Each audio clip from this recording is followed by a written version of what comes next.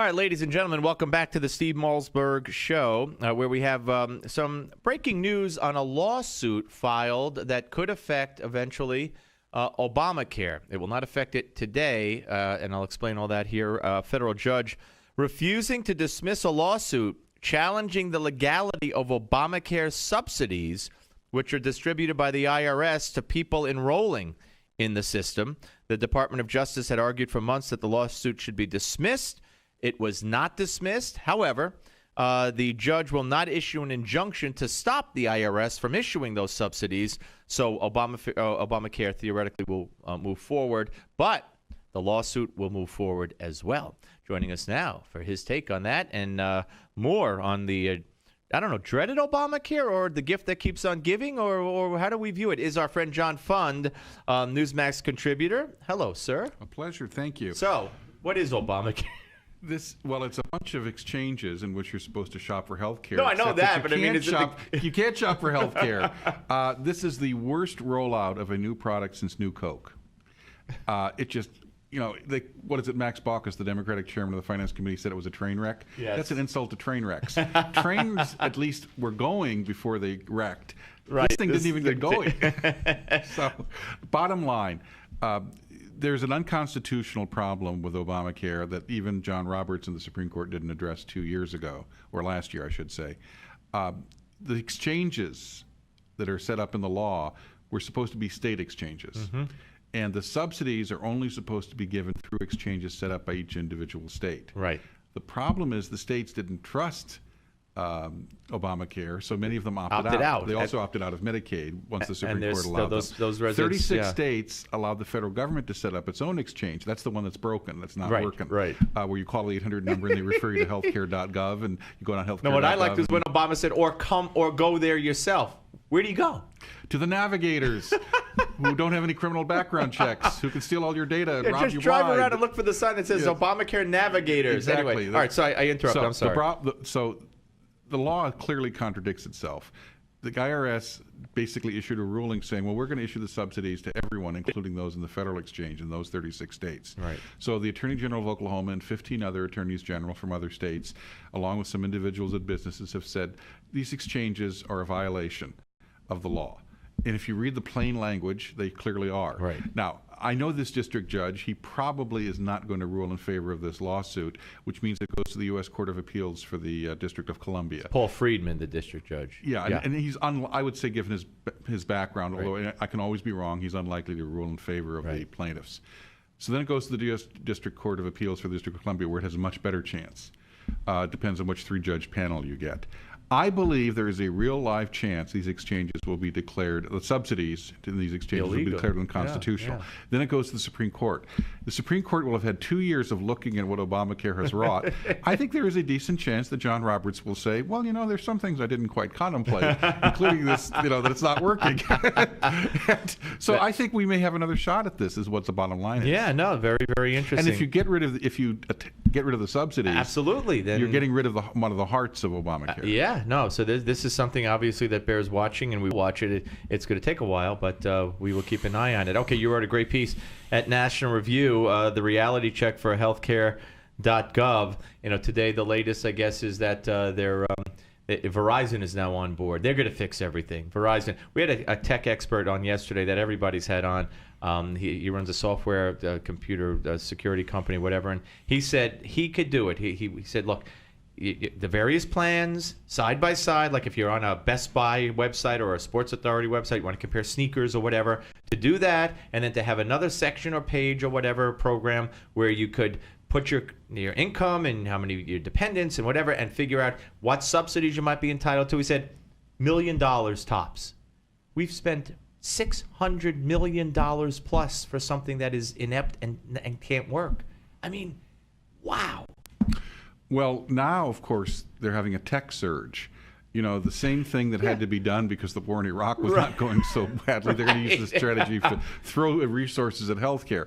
The problem is if you talk to anyone in the IT departments, they will tell you too many cooks spoil the broth. Just throwing more people at a problem isn't necessarily solving it. It can complicate it.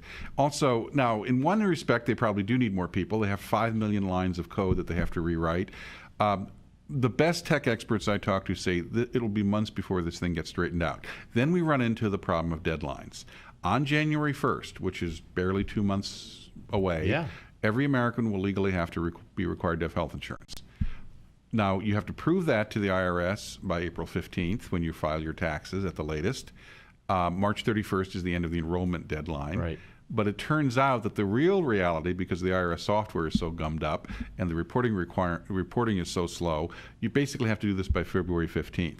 A lot of people are going to be very surprised. Oh, boy. Now, the fine is not trivial. Everyone says it's $95. No, it's $95 or up to 1% of your income, whichever is greater. 1% of your income is a lot for a struggling family. Absolutely. So you may see millions of Americans who technically are violating the law as of January the 1st, and they don't have any way to get health insurance because the exchange is broken.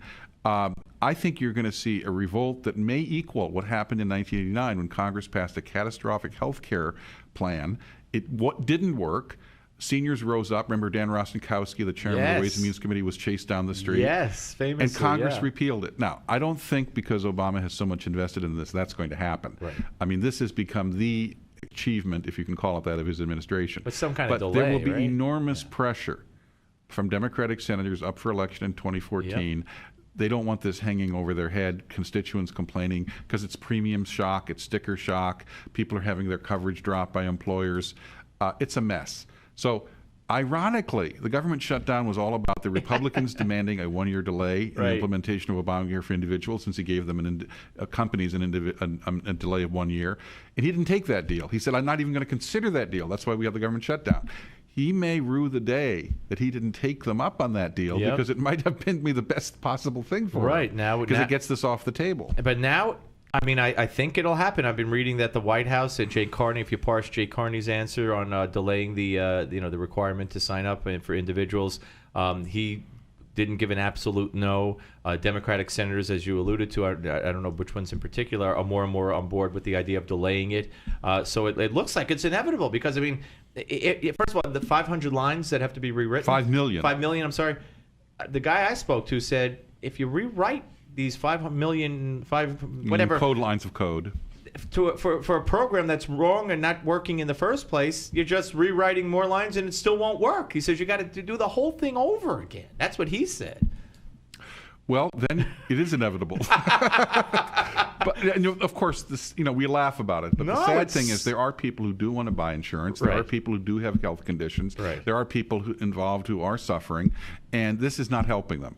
It's making things worse. And I really believe that in the 2014 election, if the Republicans play their cards right, and they have to propose an alternative, they do have them, but they're just not getting any media coverage. But the alternative is patient-centered health care. More patients control more of the dollars, and they make the decisions about where their health care dollars go. They get to shop around in a real marketplace. A lot of the problems with these health care plans Obama is offering is they're Cadillac plans. They include everything from mental health coverage to hair transplants if you're balding. And they're required to. You're required to have that coverage even though you don't want it. And what a lot of people want is just the peace of mind. I want basic health care coverage for me and my kids, and I want a deductible I can live with, etc. Don't give me everything else. Idaho has very cheap insurance. They have 9 mandates in their insurance plan. California has 118. So you do the math. We need to go back to patient-centered consumer choice health care. If the Republicans continue to bash Obamacare, that's fine. But if they also posit a real alternative to people's legitimate concerns about health care, I think the 2014 elections could be a rout. And that sets everything all up for 2016. I love your scenario. We're talking to John Fund here on the Steve Malzberg Show, Newsmax contributor, and of course his columns appear frequently in other publications and sites like National Review Online. I just wish the Republicans, you said there are plans out there. They have plans, but what they need to do is hold a press conference and say, we know you guys like the donut hole thing closed, whatever. We know you like no pre-existing conditions. We know you like this, and here's what we're going to do. Hold up 2 pieces of paper and say, next to the 1,800 pieces, say, here's our plan. Steve, I attended such a press conference held by Dr. Tom Price, who's a physician. He had his own proposal. He held a press conference with Dr. Tom Coburn of Oklahoma, who's also a physician. And Well, obviously, you didn't hear about it, No, and but- you read a lot. No, but I and mean- I didn't hear about it, and I read a lot. But I mean, and you write a lot. And I write, but so the bottom line is, But they need I Boehner and I think McConnell and the whole leadership There has up to be there. a lot of imaginative. Maybe Dr. Ben Carson is someone who need to bring forward, and because he has managed to get some attention. I think you need a national spokesman for the alternative to Obamacare, and it's probably going to have to be someone who doesn't look like just another white guy in a suit in Washington, D.C. Yeah, but it would also, if you had the right white guys, or the Well, lead, they had Price and Coburn are doctors. Yes, I understand that, but you need the gravitas of them being, with the leadership. They're pretty grave. No, to me, Coburn yes. and Price have both been in leadership. Absolutely, and I the understand point is, that. I think we need someone like Ben Carson or someone like that to carry the message and become a national spokesman. I'm trying to think who else. Who else could be? I don't know. George W. Bush would be the wrong answer, but somebody get someone. I don't know. Get somebody out there to do it. You're absolutely right. Why haven't they? Why are they sitting on this? And by the way, we're going to go through.